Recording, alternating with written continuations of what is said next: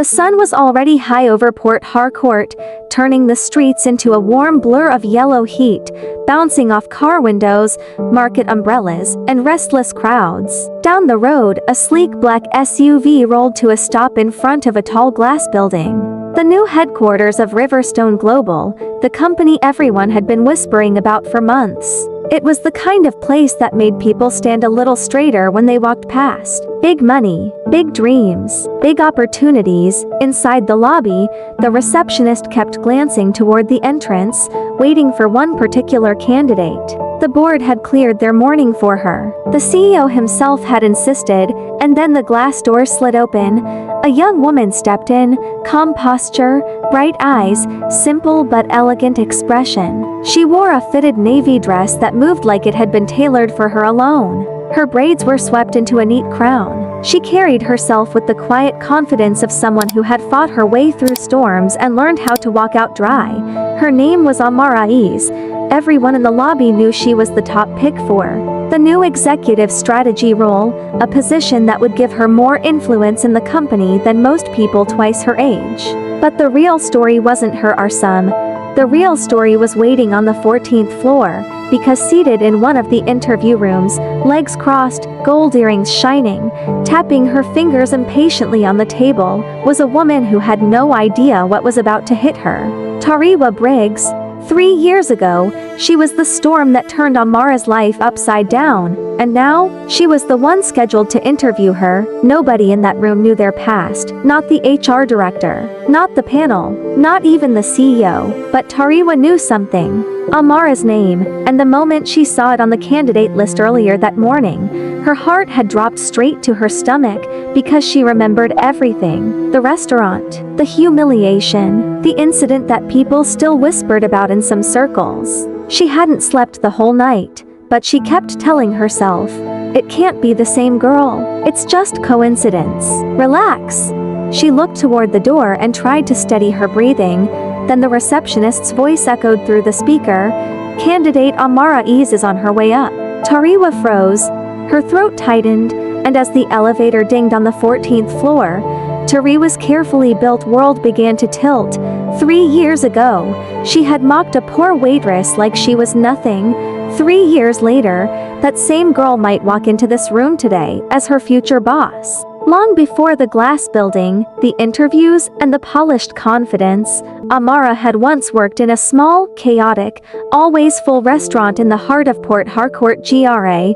The place was called Mama Nena's Kitchen, though everybody shortened it to Mank. It was the kind of restaurant where the smell of pepper soup hovered in the air like perfume, where laughter mixed with loud arguments about football, and where students, bankers, mechanics, and families all ate shoulder to shoulder. Amara worked there 6 days a week, from morning to closing, slipping between tables with trays balanced on her palm, always smiling that small, warm smile that made customers relax. She didn't talk too much. She was gentle, steady, hardworking, the kind of girl people underestimated because she never raised her voice.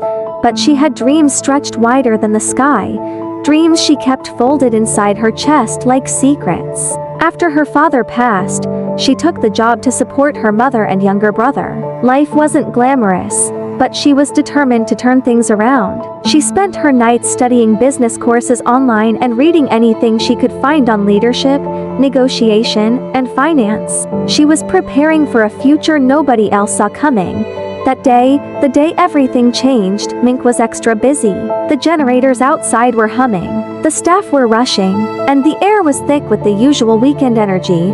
Then a group of wealthy women walked in. Designer handbags, loud perfume, laughter that demanded attention. It wasn't uncommon for rich customers to visit the restaurant, but this group moved like the whole place belonged to them. A T Air Center was Tariwa Briggs, already well known on social media for her showy lifestyle. She had power, money, connections, and a strong belief that the world was meant to serve her. Amara approached their table with her notepad ready. "Good afternoon, Ma. Welcome to Mink. What would you like to order?" Tariwa didn't even look at her at first. She was too busy complaining about the AC temperature, the chair height, the lighting, Everything. When she finally glanced at Amara, she let out a sharp laugh. Is this the waitress? This one? Ah, no wonder the service in this place is struggling. The other women joined in, nudging each other like it was a comedy show. Amara swallowed and forced a polite smile. I can take your order, ma. But Tariwa wasn't done. She pointed at Amara's uniform. Is this what you people wear? No wonder. See wrinkle everywhere. My dear, don't you iron your clothes at home? Or you don't have light? The words hit Amara like a sting. Her chest tightened, but she took a quiet breath and opened her notepad. Still, Tariwa kept going. Her words got louder. Meaner. Crudder. She mocked Amara's voice, her shoes, even the small bracelet her late father had given her. Other customers began to stare. It was like watching someone pull the wings off a butterfly. And then it happened, the moment that would follow both of them for years. As Amara served their order, a small slip of her hand caused a splash of palm oil to land on the edge of Tariwa's designer sleeve. Not a big stain, not even noticeable unless you looked closely. But for Tariwa, it was enough. She stood up sharply, grabbed the glass of Zobo on the table, and before anyone could react, poured it across Amara's apron and down her arm. The restaurant fell into dead silence. The shock spread across the room like a wave, and Tariwa lifted her chin, satisfied. That's what you get for being clumsy. Next time, respect your betters. Amara didn't cry. She didn't scream. She just stood there, speechless, soaked, humiliated, feeling her entire world tilt. In that moment, she made herself a quiet promise, a promise that would change her life, a promise that would bring her back to Tariwa. 3 years later, on the 14th floor of Riverstone Global, but back then, nobody knew, nobody imagined, not even Amara herself. All she whispered, barely loud enough for anyone to hear, was, one day, if you were Amara that day in the restaurant, how do you think you would have reacted to Tariwa's humiliation? Hey there, my wonderful family and friends. Welcome back. If you're ready to dive into today's story, make sure to hit that subscribe button and tell me in the comments where you're tuning in from. I love seeing where everyone's watching. And guess what? There's another amazing story coming your way tomorrow. One you definitely don't want to miss. Alright then, let's get started. Amara didn't go home immediately after the incident. She finished her shift, quietly, mechanically, moving like her body was present, but her spirit was somewhere else entirely. Customers watched her with sympathy. Some whispered that she should report the woman. Others said she should sue. But Amara just kept working, wiping down tables with trembling hands until closing time. When she finally stepped outside, the night air wrapped around her like a cold cloth. Port Harcourt's evening noise was in full swing. Buses honking, music from roadside bars, hawkers shouting about suya and cigarettes. But it all felt distant to her. She walked home slowly. Her mother, Mama Ease, opened the door with worry. Amara, what happened? Why are you soaked like this? Amara shook her head. I'm fine, Mama. But Mama wasn't convinced. She made her sit, brought warm water, dabbed her arm, and held her quietly until Amara finally let out a shaky breath. And that night, instead of crying, Amara brought out her small notebook, the one where she wrote her goals every month. She crossed nothing out. She added something new. In 3 years, I want to rise high enough that no one will ever look down on me again. She didn't know how. She didn't know where she would start. But she wrote it anyway, and that moment became the spark. The transformation didn't happen magically. It happened in the little, consistent decisions she made afterward. She reduced her work shifts at Mink so she could take night classes. She applied for scholarships, 37 rejections, 1 acceptance. She learned communication, public speaking, business analytics, proposal writing. She started volunteering at business events just to observe industry leaders up close. She interned anywhere that would take her, even if the job was photocopying documents or arranging chairs, and slowly, quietly, she changed. Her confidence sharpened. Her thinking expanded. Her voice became steady, controlled, persuasive. One evening, after a networking event, she met a Dogwu Kelechi, a middle-aged consultant known for spotting raw talent in strange places. He had overheard her asking a speaker a sharp, insightful question. "Young lady," he said, "what do you do?" Amara hesitated. "I'm a waitress, sir." Kelechi raised a brow. With that kind of mind? She smiled shyly. "I'm studying. Trying to build something." He nodded slowly, impressed. "Come tomorrow. Let's talk properly." That meeting changed everything. Tariwa became her mentor, not the type who spoon-fed, but the type who challenged. He gave her books, projects, case studies, told her the truth directly, corrected her, helped her build a professional portfolio, taught her how to enter a room like she had a right to be there. He even coached her through her first interview for a junior strategy role at a mid-sized logistics company, and she got the job. From there, she rose quickly. Her work ethic was unmatched, her creativity sharp, her calmness under pressure made her stand out. She saved every naira she could, built her RSUM, and became the youngest junior strategist the company had ever hired. Within 2 years, she was ready to dream bigger. That bigger dream led her unavoidably to Riverstone Global, the company that handled everything from oil logistics to tech expansion across West Africa, a place where the most brilliant minds fought for positions, and her mentor, Adogwu, pushed her gently. "You're ready," he said. "Apply." She did. She passed the first screening, then the second, then the case study round, until finally, she was shortlisted for the final panel interview. She didn't know anything about the other panelists, but she did know the name of one person who had joined Riverstone's leadership team last year, Tariwa Briggs. A strange shiver ran through her chest when she first saw the name, but she prayed it was just coincidence. Surely Tariwa had forgotten her. Surely the world couldn't be that small. Surely people like Tariwa interacted with so many insignificant people that a waitress from 3 years ago wouldn't even register as a memory. Amara convinced herself it didn't matter. She had prepared too long and worked too hard to let fear distract her. But on Riverstone's 14th floor, while Amara was in the elevator rising toward the panel room, Tariwa sat with her legs crossed, heart racing like drums in a masquerade festival. She recognized the name immediately. She remembered the restaurant clearly, and for the first time in many years, she felt something she wasn't used to feeling. Fear. She stood from her chair, paced, sat back down. Her palms were sweaty. Her throat felt tight. What if it's really her? What if she holds a grudge? What if she ruins my reputation? What if she tells the CEO what I did? She kept adjusting her earrings, smoothing her hair, trembling slightly. The HR director noticed. "Are you okay, Miss Briggs?" She forced a smile. Yes, just long night." He nodded politely, not convinced, when the elevator chimed. All heads turned. Amara stepped out, poised, calm, elegant. Not a trace of the struggling waitress she once was. The entire panel straightened, impressed at first sight. But Tariwa, her heart just stopped. She knew immediately. It was her. The same eyes, the same warm expression, the same face she had once mocked without mercy. Only now, the power was reversed. For the first time in her adult life, Tariwa felt genuinely small, and Amara saw her, really saw her. Their eyes locked for a silent second. No anger, no hostility, no bitterness, just recognition, a memory, a history, a debt, and behind that calm look on Amara's face, Tariwa saw something that made her chest tighten.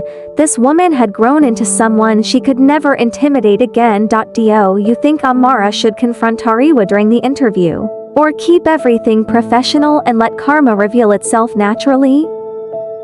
The room was too quiet, the kind of quiet that sits on people's shoulders. The HR director shuffled his papers. The other panelists opened their laptops. Only Tariwa remained frozen, hands clasped too tightly, eyes refusing to blink. Amara walked in with that gentle grace she always carried. She smiled politely at each person, thanked them for the opportunity, and took the seat they offered. Her calmness filled the room like a quiet strength, making everyone else sit up a little straighter, except one person, Tariwa. She avoided eye contact, pretending to skim her notes. Her chest rose and fell too fast. Inside her mind, memories scrambled for space. Shame, guilt, panic, twisting together like vines. But the interview had to begin. Miss Amara, one of the directors said, "Your case study was exceptional. We're eager to hear more about your approach." Amara nodded, her voice warm and steady as she spoke. She explained her strategy, breaking down complex ideas with the ease of someone who had lived and breathed the subject for years. She used examples from her previous job, tied everything to practical outcomes, and added insights that made the entire panel lean forward. Within 5 minutes, she had won the room. The only person not swept into her confidence was the one who still couldn't look up. Half an hour passed. Questions, answers, follow-ups. Everything flowed effortlessly, and then, the HR director said, "All right, final question. Miss Briggs, this one is yours." The air changed instantly. Tariwa lifted her head slowly. Her eyes landed on Amara, and she saw nothing accusatory. No anger, no spite. Just a calm, collected woman waiting patiently. T somehow made her even more nervous. Tariwa began, clearing her throat. "Yes, my question." She flipped through her notes, buying time. Her hands shook slightly. She finally found her voice. "If you faced a situation where a colleague had treated you unfairly in the past, and now you're in a position where your decision affects both of you, how would you handle it?" The entire panel looked intrigued. Amara recognized the question immediately, not just its meaning, but its origin. Her eyes softened. "A very important question," she said gently, "because workplaces are full of people carrying past experiences, good and bad." She paused, speaking with a quiet strength that made even the AC hum feel softer. "If someone hurt me in the past," she continued, "I think the first thing I would ask myself is, did that experience break me or did it build me? If it built me, then I owe gratitude, not revenge." The room grew still. Tariwa's breath caught. Amara continued, her tone even, "And if I am now in a position to make a decision that affects that person, I would choose professionalism. I would choose fairness. Because leadership is not about using power to settle scores. Leadership is about showing the standard you wished you had been given." The HR director murmured, "Well said." Another panelist nodded deeply. Very, very well said." But the person most affected was the woman who couldn't lift her eyes, because she knew Amara wasn't speaking theoretically. She was speaking directly to the past. Directly to her, and it cut deeper than any accusation could. For the first time in her life, someone she once looked down on was showing her the kind of character she wished she had. A kind of character money couldn't buy. The panel finished the interview with warm smiles and impressed nods. Amara thanked them again and stood to leave, but as she walked toward the door, something unexpected happened. Tariwa's voice, soft and steady, broke through the air. "Amara." The whole panel looked up. Amara turned slowly, and the entire room felt like it paused. Tariwa swallowed hard. Her voice barely came out.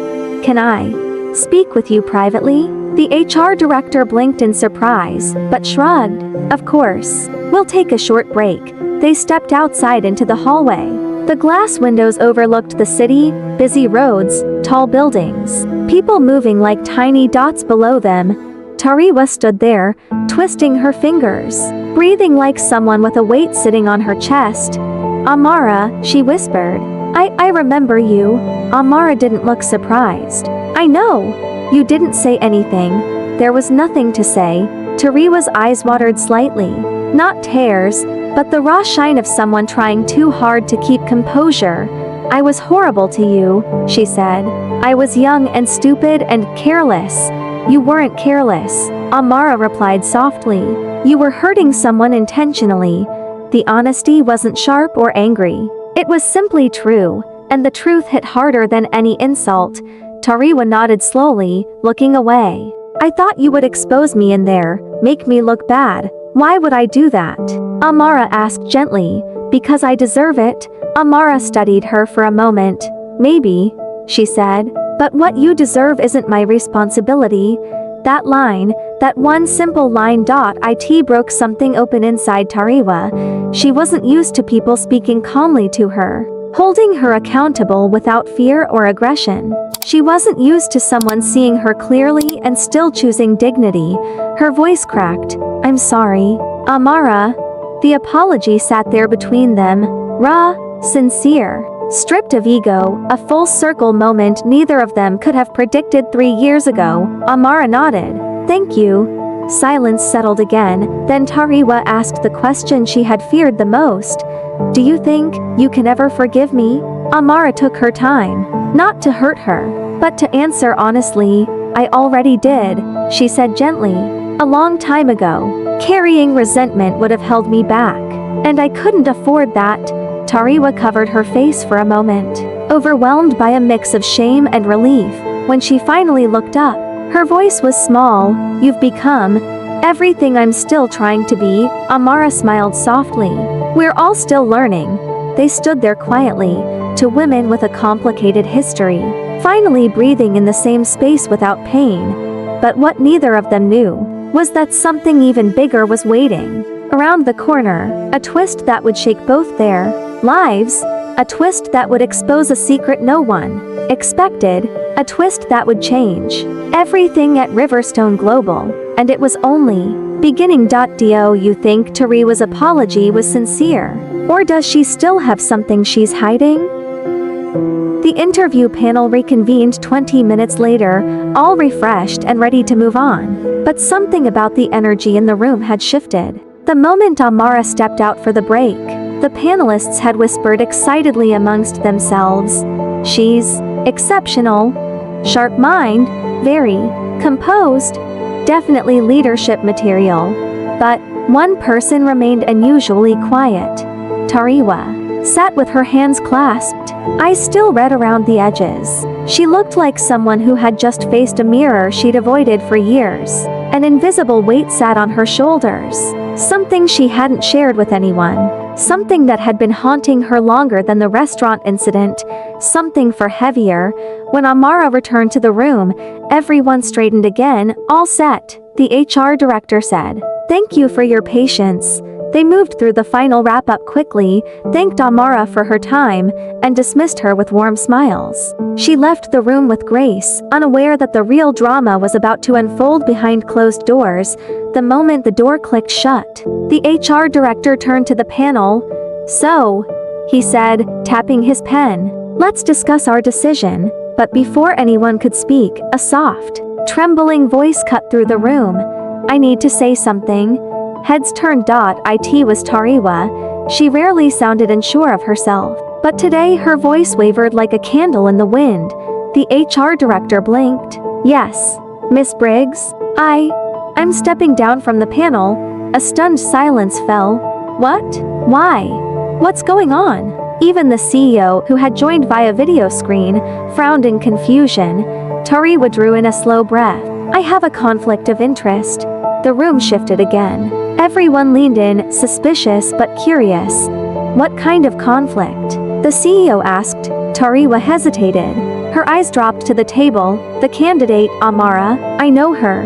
We have a history. And it wouldn't be ethical for me to participate in the final decision."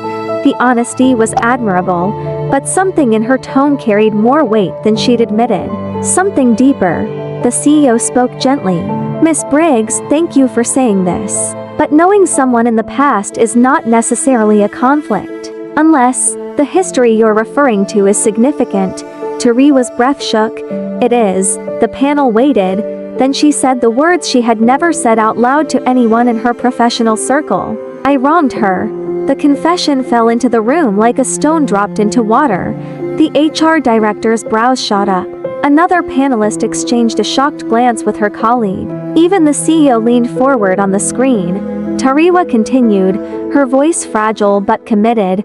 "I humiliated her, years ago. Badly, very badly. And she had every right to expose me during that interview. But she didn't. She chose dignity. She chose professionalism. She's a better person than I was then. And I don't trust myself to be unbiased." The room was dead silent.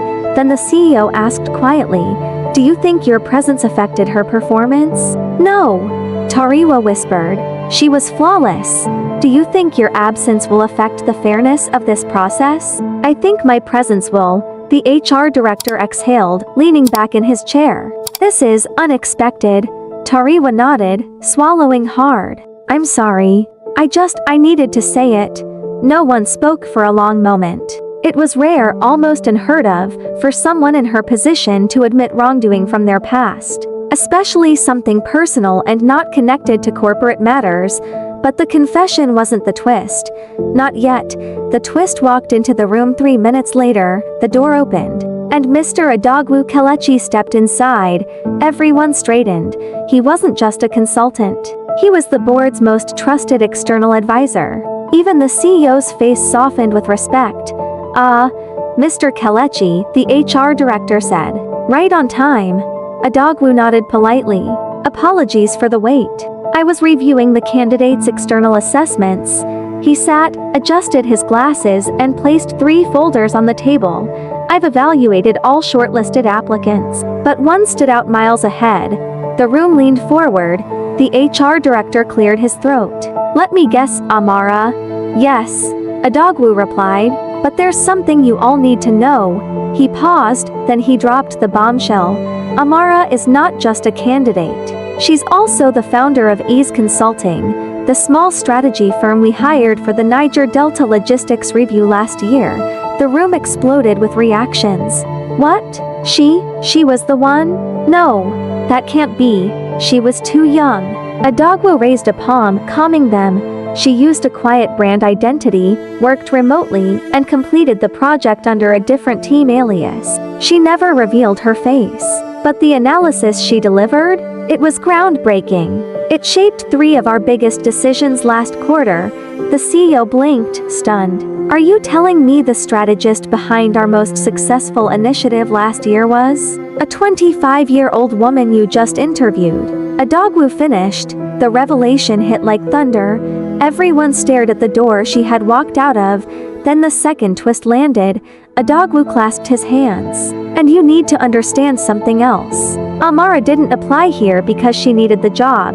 The HR director frowned. Then why? Adogwu smiled slightly. Because she was invited. The room fell silent again. Invited? By who? Adogwu answered. By me. Even Tariwa looked shocked. I asked her to apply because the board is considering her for a much bigger role. We haven't announced it publicly yet, but Riverstone Global is launching a new West African expansion division. And the board believes Amara is the perfect mind to lead the project.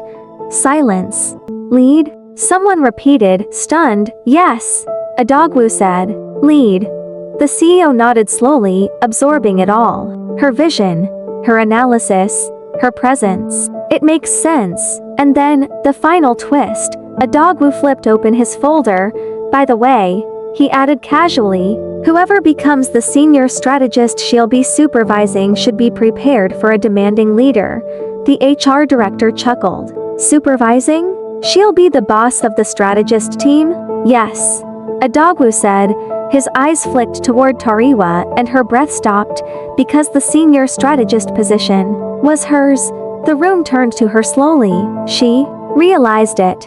They realized it. Amara wouldn't just be working with her. She would be her boss. And suddenly the past didn't just feel like a memory. It felt like a debt. A lesson. A full circle. Moment wrapped tightly by fate. When Amara learns she'll be supervising Tariwa, do you think she'll accept the role or step back to avoid tension? Amara didn't go straight home after the interview. She stepped out of Riverstone's glass doors and stood on the sidewalk for a moment, letting the breeze wash over her. The city hummed with life, keek horns, vendors calling out for customers, engines rumbling in the distance. But inside her, silence. Something about the day felt incomplete. Her performance in the interview had gone well. She could sense it. The room was in her corner. The energy had been right. But there had been something else too. Something she couldn't name. Something she felt behind the panelists' eyes, especially when she walked out and noticed them all staring at her with a strange intensity. She tried to ignore it, but it lingered. As she waited for her bolt ride, her phone buzzed. A message. From Adogwu Kelechi. Can you come to my office? It's urgent. Her chest tightened. Urgent? Now? She took a steady breath, canceled her ride, and headed toward his building just a few streets away. Inside, the mentor's Officiagua's office was quiet and warm, filled with books, papers, and old awards that gleamed under soft lighting. He stood by the window when she walked in, hands behind him like he was staring through time. Sit. Amara. She obeyed, heart thumping softly. He finally turned around. Expression unreadable, but eyes gentle. First of all, he said, you handled that interview brilliantly. I'm proud of you. Relief washed over her. Thank you, sir. He pulled out a chair and sat across from her, but something has come up.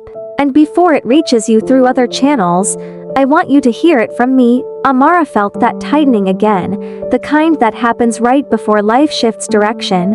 What happened? She asked softly. Adogwu leaned back, studying her. The board knows your full portfolio now. Her brows furrowed. Portfolio? Yes. He said. Everything. He's consulting. The Niger Delta report. The expansion recommendations. The quiet project you did for the regulatory team last year. Her eyes widened. They knew? But I never submitted that. She whispered. I did. He said gently. Because the company needed to see your full capability. Amara stared at him, shocked. Sir, why? I applied for a normal strategy role. You didn't have to. He raised a hand. No, you didn't apply for a normal role. You applied for your future. And you're ready for more than what you think. Silence settled between them. Then he delivered the truth. The big truth.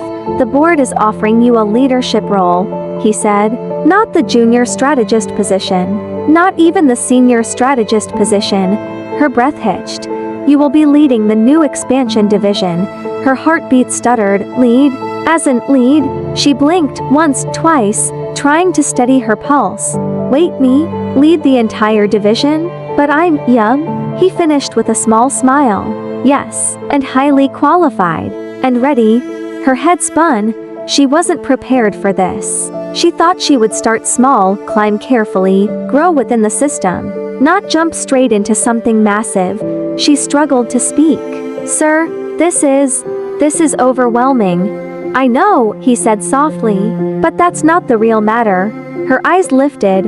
What do you mean? He leaned forward, voice dropping. You'll be supervising several senior staff across departments, including one name you already know. Her breath froze. Tariwa Briggs. Amara felt the room tilt slightly, not from fear, but from the weight of irony. Her past and future were folding into each other. Adogwu watched her carefully. You don't have to accept, he said. If you feel uncomfortable, the board can adjust the structure. No, Amara said quickly. The firm tone surprised even her. She took a breath. I don't want to run from this. I don't want to make decisions out of fear of someone I've already forgiven. Adogwu nodded slowly. I was hoping you'd say that. She exhaled shakingly. Does she know? Yes, he replied. And she didn't take it lightly. But she accepted it. The board asked if she would be willing to work under you and she said yes. Amara's chest tightened. That wasn't something she had expected. He continued, there's something else too. Something I didn't tell you before. He paused, choosing his words. You see, Tariwa is not just a panelist. She's the daughter of one of our major investors. The words hit like cold water. A major investor? Tariwa? Amara leaned back slowly. That explained her influence, her confidence, her presence in the company. But it added another layer of complexity. Adogwu continued gently. Her family power could have protected her. But she didn't use it. She could have blocked your application if she wanted. She didn't. Instead, she stepped down from the panel today. Amara's eyes widened. She stepped down? Yes. He nodded, and she confessed the past openly. Amara's chest softened. She did? Yes. And she insisted the board treat you with fairness. Amara sat there quietly, absorbing, breathing. grounding herself. The girl who once mocked her in a restaurant was now someone showing humility in the one place she had the most to lose. Life had a strange way of weaving stories. A dogwoo rose and handed her a slim folder. "This is the official offer," he said, "but take it home. Read it carefully. Think before you say anything." She stood too, gripping the folder lightly. "Sir," she whispered, "thank you for believing in me." He smiled warmly. "I didn't just believe in you. I watched you build yourself, brick by brick." She left the office with her heart in her hands. Outside, the city's evening lights flickered to life. Cars rushed past. Vendors lit lamps. People lived their ordinary lives. But for Amara, the world had tilted. Her past, her future, her fears, her strength, all colliding at once. She gripped the folder tighter. This was bigger than success. This was closure, justice, purpose, and a door she never expected to open, but she had to decide, and the entire story was building toward one final moment, one final confrontation, one final test of who she had become. If you were in Amara's position, would you accept the leadership role knowing you'd be supervising someone who once mistreated you? By the time the security man escorted Tariwa into the glass-walled boardroom, her palms were trembling so badly she kept them hidden behind her handbag. The room was bright, modern, expensive, clean white walls, soft gold lights, a long polished table that made her reflection look like a ghost of her past mistakes. 3 years. 3 years since she mocked that quiet waitress in the restaurant. 3 years since she laughed at her accent, her shoes, and her dreams. 3 years since she posted that video that went viral for all the wrong reasons, and now, she was about to sit in front of the one person she never thought she would ever need. Amara, the new head of HR and recruitment at Novatech Africa. Tariwa had no idea the internet was about to explode. She sat down carefully, smoothing her dress to hide the slight tear at the seam, a tear she stitched herself last night. The woman who used to buy outfits worth a month's salary now couldn't afford a tailor. Life had surely turned. The door opened gently. Amara walked in. Not the old, timid girl from the restaurant. No, this Amara was different. Her posture was confident. Her steps were steady. Her smile was warm but unreadable. She wore a sleek navy blue suit. Her braids were neatly pulled back, and her eyes carried the kind of peace that only comes from surviving storms quietly. For a second, Tariwa couldn't breathe. Amara sat across from her, opened a slim laptop, and spoke with a calmness that felt almost unreal. "Thank you for coming, Miss Tariwa. How are you feeling today?" Tariwa swallowed hard. Her voice was thin. I'm grateful to be here." There was a pause, long enough for both women to feel the weight of the past floating somewhere between them. Amara tapped a key on her laptop. "Let's begin." The interview started like any normal one. Questions about experience, teamwork, problem solving. But the atmosphere was heavy, like a storm gathering behind glass. Every time Tariwa answered, she felt the memory of her past behavior burning her tongue, and then, the twist happened. Amara leaned forward slightly, closing the laptop halfway. Her voice was gentle, not accusing. "Do you treat people differently based on who you think they are?" The question hit Tariwa like a bucket of cold water. She blinked rapidly, tears threatening. I used to. I won't lie. I was proud. I was careless. I hurt people, including you." Silence. Amara studied her. Not like a boss judging an employee, but like someone who had once stood at the bottom and knew exactly how heavy shame could feel. Finally, she spoke. "There's something you need to understand." She shifted the laptop fully open and turned the screen toward Tariwa. Displayed on the screen was a video titled, "Wealthy Woman Insults Waitress. Doesn't know who she's talking to." Over 1 million views. It was their old moment. The exact moment. Caught by another customer who uploaded it and tagged the restaurant back then, Tariwa felt her soul leave her body. No, please," her voice cracked. "Amara, I didn't know it went this far." "It didn't," Amara replied softly. "I kept reporting it. I wanted it taken down. Not for you, for me. I didn't want my journey to be defined by this video. Tariwa stared, confused. Then, why show me now? Amara drew a slow breath. Because I wanted to know if you've truly changed. Or if you're only sorry because of your current situation. The room went silent. Then, another twist. Amara closed the laptop and pushed it aside. I've reviewed your portfolio. And honestly, you're talented, Tariwa. You were always talented. Your work from before your family's business collapsed is impressive. You have skills we need here. Tariwa's heart stopped. She wasn't expecting mercy. She wasn't expecting hope. Certainly not from the girl she once tried to crush. Amara continued, her voice steady. I'm giving you the job. Tears spilled from Tariwa's eyes before she could stop them. She covered her mouth, shaking, but Amara added, raising a gentle hand. There will be conditions. Tariwa nodded quickly. Anything.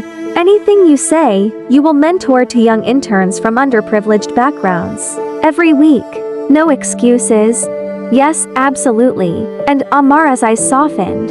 You must treat every member of this company with the same respect you expect. No matter their position. I will, Tariwa whispered, voice breaking. I swear. The final twist unfolded when Amara stood up and extended her hand. I don't want revenge. I want growth. For both of us. Tariwa pressed both hands to her face, overwhelmed. It wasn't forgiveness she expected. It wasn't kindness she thought she deserved. But that was exactly what she received. The boardroom door opened again. A media team entered. Tariwa panicked. Wait.